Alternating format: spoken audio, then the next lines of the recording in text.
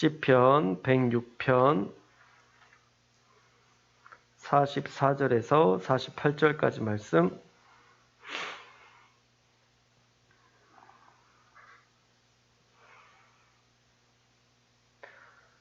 시편 106편 44절에서 48절, 저와 여러분이 한 절씩 교독하겠습니다. 그러나 여호와께서 그들의 부르짖음을 들으실 때에 그들의 고통을 돌보시며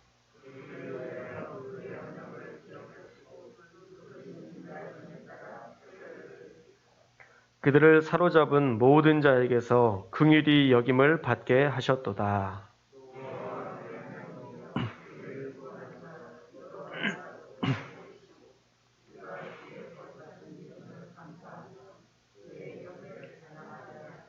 함께 읽겠습니다. 여호와 이스라엘의 하나님을 영원부터 영원까지 찬양할지어다.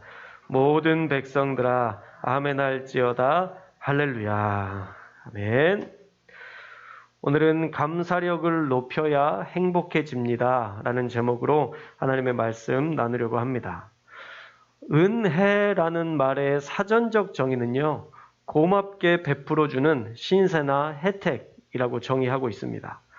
그러니까 생각지도 않은 상황에서 받은 신세이거나 받을 자격이 없는데 베풀어 주신 혜택으로 고맙게 여겨야 하는 상황이 바로 은혜인 것이죠. 확실한 것은 은혜라는 것은 고마운 마음을 동반해야 은혜가 진정한 은혜가 될 수 있다는 것입니다. 만약 은혜를 받은 사람이 그것을 고마워하지 않는다면 그 은혜는 누구에게도 은혜로 여겨질 수 없습니다. 자, 하나님께서 우리에게 주신 가장 본질적인 은혜, 가장 근본적으로 우리가 감사해야 할 것이 무엇일까요? 그것은 우리에게 생명 주신 그 은혜, 그 근본적인 은혜를 우리는 반드시 감사해야 합니다.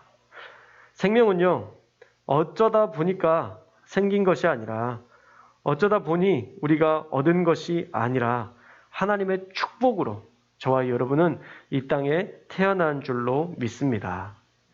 창세기에 인간의 타락 후에 하나님께서 인간의 잉태의 고통을 여자에게 주신 것 때문에 잉태가 고통이고 괴로움이라 여길 수 있지만 절대 그렇지 않습니다.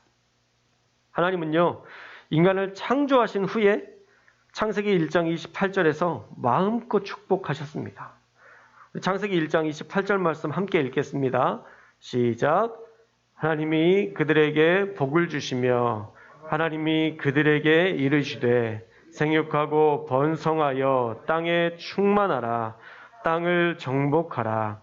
바다의 물고기와 하늘의 새와 땅에 움직이는 모든 생물을 다스리라 하시니라. 아멘. 자, 인간의 창조, 우리에게 생명을 주신 것은, 그리고 생명을 주셨던 것은 하나님의 축복이라는 거예요. 인간을 창조하신 후에 하나님께서 복을 주셨고 생육, 번성, 땅의 충만, 정복, 다스릴 권세까지도 하나님이 주셨기 때문입니다. 그냥 겨우 태어나기만 했는데 이런 많은 선물을 주신 것을 보면 생명을 받은 것 자체가 큰 은혜인 것입니다. 그리고 아브라함과 이삭도요, 그 자손을 간절히 기도한 후에 얻을 수 있었기 때문에 우리가 생명을 얻은 것은 하다 보니 얻은 그런 자연스러운 일이 아니라 오히려 하나님의 놀라운 축복이었음을 저와 여러분이 인정해야 되는 것이죠. 우리가 이것을 은혜로 받지 않으면요, 이제 그때부터 적반하장이 됩니다. 생명 주신 하나님께 오히려 나에게 생명 주신 것을 원망하게 되죠. 내가 원하지도 않은 가정에 원하지도 않는 이런 모습으로 누가 태어나게 해달랬어? 차라리 태어나지 않았으면 좋았을 텐데 왜 생명은 주셔서 이렇게 고통스러운 세상을 살게 한 거야? 만약 우리에게 주신 생명을 우리가 감사하지 못한다면 이렇게 불평과 불만으로 채워져서 생명 주신 은혜를 은혜로 받지 못하고 오히려 적반하장할 때가 많다라는 것입니다. 감사하지 않으니까 행복할 수도 없는 것이죠. 그래서 감사는요, 의지적으로 하는 거예요. 할렐루야. 감사는 어떻게 한다고요? 의지적으로. 감사할 조건이 있어서 감사하는 선택적 감사가 아니라 모든 것을 감사해버리는, 모든 것을 감사해버리는 감사의 능력, 감사력을 키워야 한다는 것입니다. 오늘 말씀의 제목을 감사력을 높여야 행복해집니다 라고 지었어요. 이 감사력이라는 말을 제가 처음 지은 줄 알았는데 혹시 몰라서 인터넷을 찾아보니까 이미 다른 분이 책 제목으로 쓰고 있더라고요. 아마 모두가 일반적으로 감사력에 대해서 힘을 키워야 행복할 수 있다는 생각을 하고 있는 것 같아요. 그러면 어떻게 우리가 감사력을 높일 수 있을까? 사전을 보면 은혜에 대해서 하나님의 은총이다라는 정의도 내립니다. 하나님의 은총. 은총이라는 말은 또 뭘까요? 은총이라는 말은 높은 사람에게서 받는 특별한 은혜와 사랑이라고 정의합니다. 높은 사람. 우리에게 높은 사람은 누구예요? 대통령? 국회의원? 아니요. 우리에게 높은 분은 하나님이십니다. 하나님이 우리를 특별한 은혜와 사랑으로 지키시는 것. 이게 바로 은총, 은혜라는 거예요. 결론적으로 보면요. 그 높으신 분이 하나님이 저와 여러분에게 특별한 은혜와 사랑으로 늘 함께 하신다는 것을 인식하는 것. 그때 우리가 감사할 수 있다는 것입니다. 사랑하는 여러분, 저와 여러분이 그런 특별한 은혜와 사랑을 받고 있는 줄로 믿습니다. 어쩌면 느껴지지 않을 때도 있어요.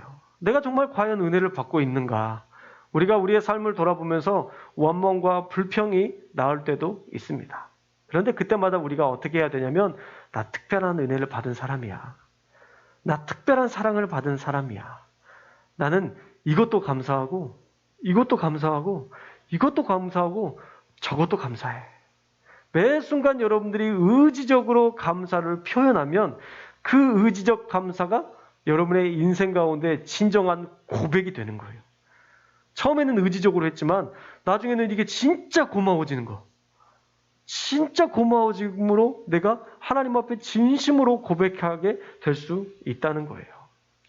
그래서 우리가 먼저 가장 근본적인 감사부터 시작해야 되는데 저와 여러분이 생명 주신 하나님께 감사할 수 있는 그런 감사력을 키우시기를 주님의 이름으로 축원합니다.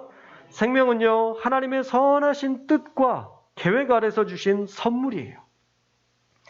시편 107편 1절에 보면 여호와께 감사하라. 그는 선하시며 그 인자하심이 영원함이로다 말씀하십니다. 하나님의 선하신 뜻과 그 자비로우심 아래서 우리의 생명이 시작되었음을 감사하는 저와 여러분들이 될 수 있기를 축복합니다. 또한 부족하고 연약한 우리에게 생명만 주신 게 아니라 과정신학이라고 있어요. 과정신학이 뭐냐면 하나님이 우리를 태어나게 하신 것까지만 관여를 하신대요. 그게 과정신학이에요. 근데 여러분 생각해 보세요. 하나님이 우리를 그냥 창조하시고 알아서 살아 이제 이렇게 하셨을까요? 절대 그렇지 않다는 거죠. 하나님이 우리를 생명을 주셨다면 그 생명을 주신 이후에 우리와 늘 함께 하시고 우리를 돌보셨던 하나님이십니다. 그래서 하나님이 우리에게 생명을 주셨을 뿐만 아니라 연약하고 부족한 우리를 향해서 늘 자비로우신 사랑으로 은혜로 우리와 함께 하셨다는 것을 우리가 감사해야 되는 거예요. 오늘 우리가 읽은 시편 106편의 말씀을 전체적으로 살펴보면 이스라엘의 패역한 역사에 대한 회고입니다. 먼저 현재 시대, 자기 시대가 얼마나 타락해 있는지를 시편 기자는 6절에서 인정하고 있어요. 우리 6절 말씀 읽어볼까요? 6절 말씀 시작. 우리가 우리의 조상들처럼 범죄하여 사악을 행하며 악을 지었나이다. 아멘. 자, 원래 이스라엘 백성은 하나님께서 어떤 백성으로 부르셨냐면 하나님을 찬양하고 하나님을 예배하고 하나님께서 선택한 백성으로, 특별한 백성으로 하나님이 그들을 부르셨어요. 그런데 하나님과 동행하며 하나님이 주신 축복을 누리며 살 수 있도록 부르셨는데 지금 이 이스라엘 백성들의 후손들, 바벨론 포로 시기에 있는 그 후손들의 고백은 뭐냐면 우리도 자기들의 조상들처럼 범죄하고 거역하여 우리가 악을 따랐습니다 라고 인정하고 있는 거예요. 지금 말씀의 흐름으로 보면 바벨론 포로 시기로 추측이 되는데, 바벨론 포로 시기라면 그들의 타락 때문에 하나님께서 심판하셨던 그런 때인데도 그들은 여전히 하나님 앞에서 범죄했다고 고백하고 있는 거예요. 그들의 고백으로는 지금 자신의 현실을 돌아보면 우리가 여전히 죄를 짓고 있는데 자기 조상들의 죄와 다르지 않습니다 라고 고백하고 있는 것입니다. 그래서 7절부터 조상들이 어떤 죄를 지었는지를 나열합니다. 홍해에서 이스라엘이 주님을 거역했지만 하나님은 그 큰 권능으로 도우셨다라고 말씀합니다. 그리고 광야에서 하나님을 시험하여 모세와 아론을 대적했지만 모세의 기도로 하나님이 그 노를 거두시고 멸망하지 않게 하셨다 고백하고 있어요. 또 바알부올 사건, 모압 여자들과 함께 풍요의 신이라 불리던 바알을 음행하게 섬기는 그 의식에 그들이 동참했습니다. 그래서 하나님이 그들 가운데 연병이 돌게 하죠. 그런 심판 중에도 미디안 이방 여인을 데려오고 있는 그 두 사람을 보고 비느하스가 거룩한 분노로 그들을 죽였을 때 하나님의 진노가 잠잠해지면서 연병이라는 재앙이 그치게 됩니다. 정말 온 민족이 멸살당할 수 있는 그때에 그만한 게 은혜였던 것이죠. 또 무리바 사건을 통해서도 하나님을 불신하기도 합니다. 우리가 보기에 물이 없다라고 불평하고 원망했을 때 모세가 우리가 언제까지 너희에게 이런 것들을 하랴 그러면서 반석을 돌로 치잖아요.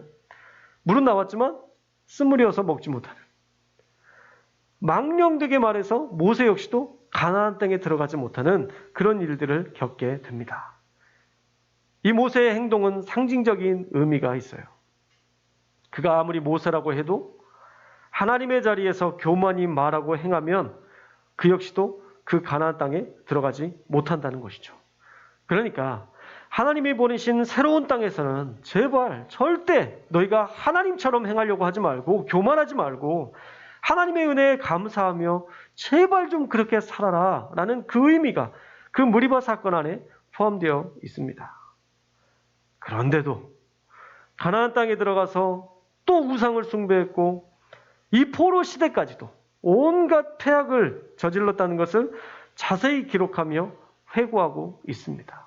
그러면서 마지막 고백도 우리는 여전히 그 조상들의 죄와 다를 바 없는 그런 죄인입니다 라고 고백하고 있어요. 답답하지 않습니까? 이럴 때 젊은 사람들이 이런 용어를 씁니다. 노답. 노답이라는 말 아세요? 답이 없다. 그런 뜻이에요. 답이 없다. 정말 답이 없는 상태입니다. 하나님의 입장에서는 정말 이런 사람들과는 정말 하나님이 아무것도 할 수 없는 것 같아요. 아무 일도 할 수 없을 것 같아 보입니다. 그런데 이상하게도 오늘 본문 44절에서 하나님의 진노가 아닌, 그렇게 살았으면 하나님의 진노가 선포해야 될 텐데 진노가 아닌 하나님의 자비, 하나님의 은혜가 다시 기록되어 있어요. 정말 이상하지 않습니까? 이스라엘이 선택받은 후에 제대로 된 삶이 하나도 없는데 그럼에도 하나님은 이스라엘을 어떻게 대하시나요? 은혜와 사랑으로 대하고 있다는 거예요. 그 은혜와 사랑의 내용들을 44절에서 46절에 기록하고 있는데 우리 함께 읽겠습니다. 44절에서 46절입니다. 시작. 그러나 여호와께서 그들의 부르짖음을 들으실 때에 그들의 고통을 돌보시며 그들을 위하여 그의 언약을 기억하시고 그 크신 인자하심을 따라 뜻을 돌이키사 그들을 사로잡은 모든 자에게서 긍휼히 여김을 받게 하셨도다. 아멘. 놀랍지 않아요? 조상 때부터 온전함이라고는 찾아볼 수 없는 이스라엘에게 하나님은 다시 한번 그들의 고통의 부르짖음을 들으시고 은혜를 베푸셨는데 4절부터 세 가지 은혜가 등장합니다. 첫 번째 은혜는요, 그들의 고통의 부르짖음을 들으시고 돌보셨다는 거예요. 그들의 고통과 그 부르짖음을 들으시고 돌보셨다는 것. 자, 사실 우리가 속마음을 나눌 수 있는 사람만 있어도요, 덜 답답할 거예요. 어려운 일이 있을 때, 어려운 고통당할 때, 내 마음을 알아주는 한 사람만 있어도 그것이 나에게 위로가 되고 쉼이 될 겁니다. 그런데 그 문제를 들어주실 뿐만 아니라 그 문제를 해결해 주실 수 있는 분이 우리의 고민과 우리의 고통을 들어주신다는 말씀이에요. 최근에 인천 장애인의 인권 문제로 항의 방문하는 그런 뉴스들이 몇 번 나왔었는데요. 만약 그때 시장에 나와서 그 문제를 심각하게 고려하겠다라는 말만 해줘도 아마 안심이 될 겁니다. 그런데 우리 하나님은 우리의 문제를 들어주시고 해결까지 해주시는 그런 은혜를 우리에게 베풀어 주셨다라는 것입니다. 할렐루야. 하나님은요, 우리의 문제를 들어주시는 분이세요. 우리가 죄짓고 우리가 부족하고 우리가 연약한데도 하나님 앞에 우리의 고통스러움을 가지고 주님 앞에 기도하면 주님은 그 부르짖음을 외면하지 않는 분이시다라는 것입니다. 그렇게 죄 가운데 살았던 자라도 우리가 눈물로 주님을 찾고 부르짖으면 그 간절함을 귀 기울여 들어주시는 분이세요. 그래서 44절을 공동번역에서는 이렇게 이야기합니다. 그들의 아우성 소리를 들으실 때마다 고생하는 그들에게 눈길을 돌리시고 우리의 외침에 외면하지 않으시고 우리의 죄악 때문에 우리를 외면하지 않으시고 우리가 주님 앞에 부르짖고 우리의 고통스러움을 주님 앞에 아뢰면 그의 눈길을 우리에게 돌리신다는 거예요. 이것은요, 다니엘 기도회에 나온 특별한 간증자들에게만 있는 역사가 아니라 바로 저와 여러분에게 항상 있는 은혜인 줄로 믿습니다. 작은 신음에도 응답하시는 하나님, 우리 하나님이 그런 분이세요. 우리가 이 사실을 믿고 그 은혜를 인정해야 이 은혜를 받을 수 있고 감사할 수 있는 것입니다. 사랑하는 여러분, 저와 여러분에게 하나님의 들어주심의 은혜가 있음을 믿고 우리에게 주신 이 모든 것에 감사하며 살아가는 한 주 되시기를 주님의 이름으로 축복합니다. 자, 두 번째 은혜는요, 언약을 기억하시는 분이라는 거예요. 언약을 기억하시는 분. 언약을 기억하신다는 것은 상대방의 상태가 아니라 내가 중심이 된 상태예요. 상대방이 잘하든 못하든 하나님이 하셨던 약속을 하나님께서 스스로 기억하시고 은혜를 베풀어 주신다는 그런 말씀입니다. 예를 들면요, 너 이번에 시험 못 봐도 열심히 하는 모습만 보이면 내가 좋은 핸드폰 사줄게. 아빠가 만약 그런 약속을 했어요. 열심히는 했습니다. 그런데 아이가 평균 점수 30점을 받아왔어요. 그래서 아이가 기가 죽어 있어요. 풀이 죽어 있어요. 그 결과 때문에 아빠가 어떤 선물을 해주고 안 해주는 게 아니라 내가 열심히 하기만 해도 그 모습만 봐도 핸드폰 사준다고 했으니까 아빠가 핸드폰 사줄게. 가자. 핸드폰 사러 가자. 그것이 언약을 기억하는 하나님의 모습이라는 거예요. 이 아이가 잘하고 못하고가 중심이 아니라 뭐예요? 자신의 말한 그 약속 때문에. 넌 내 아들이니까 내가 책임질게. 어렸을 때 했던 그 말 한마디 때문에 평생을 책임지고 사랑하는 그 아버지의 모습이 바로 우리 하나님의 모습이라는 것입니다. 하나님께서 우리에게 약속하신 것은 뭐예요? 너를 나의 자녀 삼아 줄 것이다. 너는 나의 아들, 딸이다. 이것이 하나님의 약속입니다. 내가 너를 선택했다. 이것이 하나님의 약속이에요. 그런데 우리가 잘 아는 것처럼요, 이 약속은 사실 이미 어떻게 보면 파기된 거예요.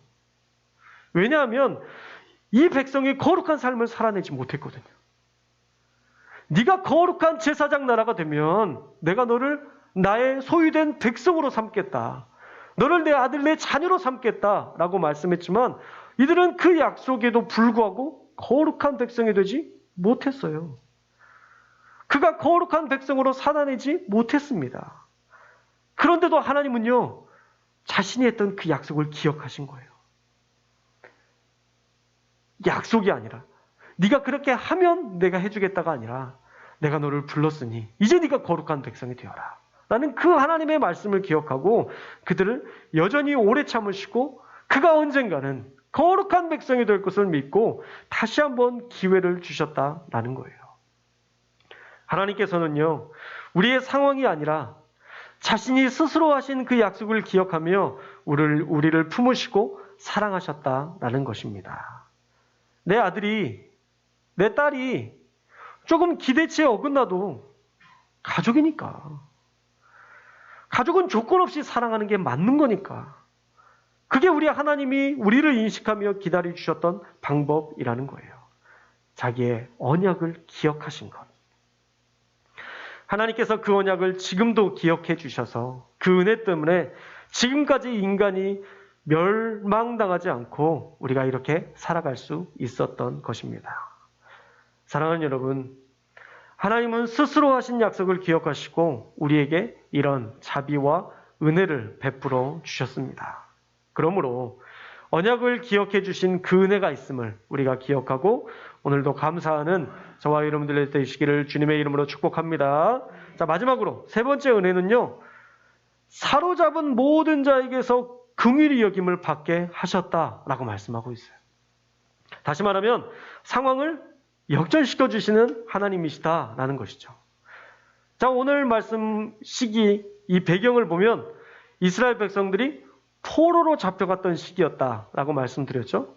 포로로 잡혀갔던 상황이니까 지금 이들이 살았던 이 삶의 정황은 사실 말할 수 없는 고통스러움이 넘쳐야 정상이에요. 그렇죠? 가족을 만날 수도 없을 것이고요. 민족이 뿔뿔이 흩어질 것이고요. 이웃이 노예로 팔려가서 수많은 고통으로 울부짖어야 정상인데 그들이 포로로 잡혀가던 그 짧은 순간, 그 짧은 고통이 끝나고서는 오히려 그 이방인들이 이스라엘 백성을 긍휼히 여기고 우리가 저번에 한번 말씀에서도 살펴봤던 것처럼 고레스 왕 같은 경우는 하나님의 성전을 예루살렘에 지으라고 명령하고 그 지을 돈까지 다 책임지겠다고 약속했습니다. 이게 말이나 되냐고요. 모욕을 당할 자에게 오히려 은혜를 입게 하시는 축복을 주셨다라는 것입니다. 이스라엘에게 만약 하나님이 그렇게 하셨다면 오늘 우리에게도 하나님은 그 긍휼을 허락해 주실 줄 믿습니다. 할렐루야. 우리 인생에도요, 하나님이 개입하셔서 우리의 인생을 역전시켜 주시고 우리의 상황을 바꿔주시는 그 하나님이 우리와 함께 하시고 우리를 도우신다라는 것입니다. 우리가 믿고 감사하면 이 은혜가 저와 여러분의 은혜가 될 줄로 믿습니다. 사로잡은 모든 자에게도 긍휼을 얻게 하신 이 은혜가 우리에게 있음을 기억하고 역전시켜 주시는 하나님의 은혜를 감사하는 저와 여러분들의 그 감사주일이 되시기를 축복합니다. 자, 그렇다면 마지막으로 우리는 어떤 자세로 살아야 되느냐? 간단합니다. 우리는 전심으로 하나님을 예배하는 백성으로 살면 됩니다. 우리가 언약 백성이라는 것은요, 하나님이 우리를 자녀 삼아 주신 것에 우리가 감사하고 하나님께 예배하는, 그래서 우리가 하나님 앞에 예배할 때마다 하나님께서 복 주시는 제사장 나라 예배하는 백성을 말하는 것입니다. 결국 지금까지 이야기했던 이 모든 은혜는 예배하는 자가 누릴 수 있는 것이지 그냥 누구에게나 아무 때나 주시는 은혜가 아니라는 거예요. 절대 그냥 받거나 은혜를 스스로 깨달을 수 없다는 거죠.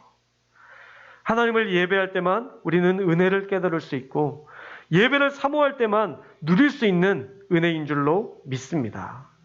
그래서 47절과 48절에 이 시편 기자는 그 마지막에 이렇게 온전하게 예배해야 된다라고 권면하고 있어요. 우리 47절과 48절 말씀도 함께 읽겠습니다. 47절과 48절 시작. 우리를 구원하사 여러 나라로부터 모으시고 우리가 주의 거룩하신 이름을 감사하며 주의 영예를 찬양하게 하소서. 여호와 이스라엘의 하나님을 영원부터 영원까지 찬양할지어다. 모든 백성들아 아멘할지어다. 할렐루야. 아멘. 시편 기자는 마지막 이렇게 정리해요. 우리를 구원해 주십시오. 우리를 흩어진 우리들을 모든 나라로부터 모으십시오. 그리고 우리가 주의 영예를 찬양하며 그 거룩하신 이름을 감사하게 해 주십시오. 우리는 이제부터 영원부터 영원까지 주님만을 찬양하겠습니다. 그리고 회중들에게 이렇게 이야기합니다. 모든 백성들아 아멘 할지어다. 아멘이 무슨 말이에요? 진실로 그렇게 되기를 원합니다. 맞습니다. 그건 진실입니다. 이 아멘이라는 뜻은 진실이다 라는 뜻인데 맞습니다. 우리도 그렇게 되기를 원합니다. 회중들 모두가 아멘 해라. 할렐루야. 할렐루야가 뭐예요? 하나님을 찬양하라. 하나님을 찬양합시다. 그 마지막에 우리가 온전히 예배하는 백성으로 서겠다는 다짐을 하고 있는 거예요. 우리가 예배하지 않으면요, 인생은 바뀌지 않습니다. 아무리 기쁜 고민과 고뇌가 있어도요, 예배하지 않으면 바뀌지 않아요. 다니엘 기도에서 그 간증하신 모든 분들의 고백은 다 똑같아요. 가기 싫었는데 집회를 갔대요. 가기 싫었는데 교회를 갔대요. 수련회를 따라갔대요. 담배를 피면서도 수련회를 따라갔대요. 숨어서 몇 갑을 피웠대요. 그런데 어느 순간 말씀이 들리더라는 거죠. 그 마지막에 하나님의 음성이 그 한마디가 들리니까 그의 인생이 바뀌더라는 거예요. 인생은요, 말씀과 예배를 통해서 바뀌는 거지 우리의 심각한 고민으로 바뀌는 게 아니에요. 우리가 아무리 고민해도 감사할 수 없어요. 우리가 예배하지 않으면 결코 인생은 바뀌지 않습니다. 은혜를 은혜로 보지 못하고 적반하장할 때가 훨씬 더 많습니다. 감사를 감사하지 못하고 적반하장할 때가 많다라는 거예요. 그러므로 저와 여러분이 말씀 안에서 우리의 인생을 검증받았으면 좋겠어요. 여러분이 말씀을 통해서 변화되어야 하고요. 찬양을 통해서 하나님의 위로를 받아야 되고요. 기도를 통해서 우리가 외치면 하나님께서 들으신다는 그 믿음으로 우리가 담대히 구할 수 있어야 하는 것입니다. 그래서 시편의 기자는 찬송하고 예배하라, 이런 결론을 내렸던 것입니다.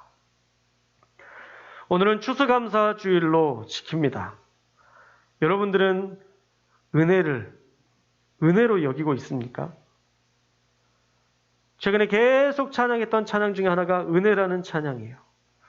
그 은혜라는 찬양의 가사 중에 이런 가사가 있죠. 모든 것이 은혜, 은혜, 은혜, 한없는 은혜. 은혜를 4번이나 지금 외쳤어요. 그런데 여러분 안에 정말 그게 은혜라고 고백되십니까? 고백하고 계시는가요? 그 은혜가 진짜 은혜라고 믿고 있습니까? 찬양할 때는 조금 마음이 평안해진 것 같은데 돌아서면 상황 때문에, 환경 때문에, 과거의 내 인생 때문에 불만과 괴로움만 묵상하고 살고 있지는 않습니까? 이제는 다 내려놓으실 때예요. 불평, 불만, 원망, 망자 들어가는 건 별로 좋은 게 아닌 것 같아요. 그렇죠? 다 내려놓으세요. 망자 들어가는 것들은 망할 징조예요. 다 내려놓으세요. 원망하지 말고, 불평하지 말고, 누가 어떤 절망의 마음들 그런 거 품지 말고 은혜를 은혜로 감사하고 앞으로 나에게 더 큰 은혜가 올 것을 기대하고 살아가는 저와 여러분들 되시기를 축복합니다. 자, 집으로 돌아가실 때 여러분 놓고 가실 게 있어요. 겉옷 같은 거 놓고 가지 마시고요. 핸드폰 이런 거 놓고 가시면 안 됩니다. 원망, 불평, 절망, 괴로움, 여러분의 마음 가운데 있는 어렸을 적의 그 모든 상처들 다 놓고 가세요. 제가 이따가 치울 테니까 여러분 또 가지고 막 주섬주섬 싸가지고 가져가지 마시고 여러분 그 마음들은 다 내려놓고 가세요. 돌아가실 때는 은혜, 기쁨, 감사, 희망, 소망, 하나님 나에게 앞으로 주실 것이라는 그 희망, 여러분 그것만 가지고 돌아가시고요. 혹시 또 이거 드리면 조금 더 행복해지실까 해서 떡도 좀 준비했습니다. 떡, 사과, 감 같이 들고 가시기를 주님의 이름으로 축원합니다. 그래서 여러분 돌아가셔서 맛있게 드시고요.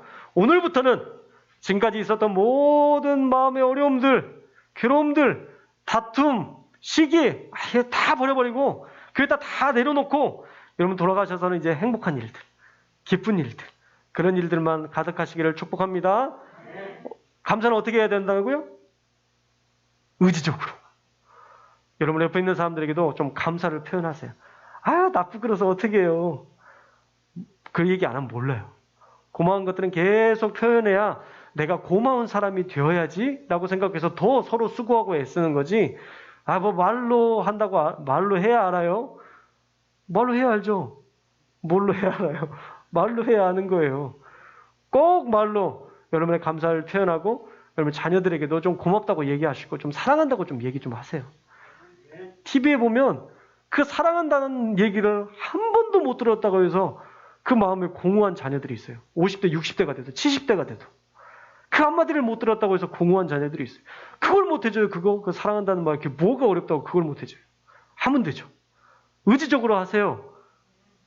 집에 돌아가셔서 꼭 사랑한다는 말, 꼭 너 때문에 내가 지금까지 참 행복했다. 남들이 들어서 행복할 말들 여러분 이렇게 잘 골라서 여러분의 자녀들에게 계속 이야기해 줘 보십시오. 여러분들은 말 한마디 했지만 아마 천냥이 여러분에게 돌아올 거예요. 여러분의 자녀들이 더 사랑하는 마음으로 효도하고 여러분의 자녀들이 더 기쁜 마음으로 여러분들을 섬기는 일들이 일어날 것입니다. 그리고 과거의 삶에 절대 머무르지 마세요. 과거는 안 바뀌어요. 제가 예전에 다리가 축구하다가 부러졌다고 그랬잖아요. 그 과거의 역사들은 안 바뀌어요. 그 부러진 걸 내가 어떻게 바꿔요? 그러나 재해석은 할 수 있어요. 내가 부러졌던 그것을 통해서 내가 예수 그리스도의 십자가가 얼마나 아팠는지, 그 고통이 얼마나 고통스러웠을지 내가 깨달았다. 이게 제가 해석했던 해석이에요. 어떤 전사님이 오셔서 저한테 그랬어요. 뭔가 잘못한 게 있어서 하나님이 벌 줬다고 생각하지 않으세요? 이렇게 부러진 게 하나님이 어떤 계획 가운데 이런 일들이 있었을까요? 그러면서 막 나로 하여금 절망과 원망을 생각나게끔 그렇게 했지만 저는 결코 거기에서 그런 것들을 선택하지 않았어요. 그러니까 그 병원 생활이 오히려 저에게는 쉼이 되었고 오히려 쉴 수 있는 그런 공간이 되더라고요. 해석은 우리 몫이에요.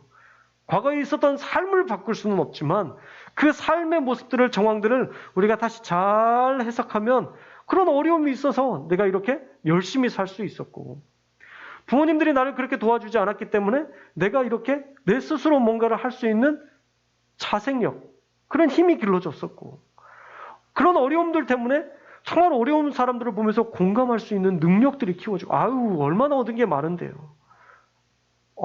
얻지 못한 것만 바라보니까 그래요. 얻지 못했던 것들만 바라보면서 묵상하니까 우리의 삶이 행복해지지 않는 거예요. 좋은 것으로 해석하고 감사하는 그런 한 주 살아갈 수 있기를, 특별히 하나님께 늘 감사하는 저와 여러분의 한 주 될 수 있기를 주님의 이름으로 축복합니다. 기도하겠습니다.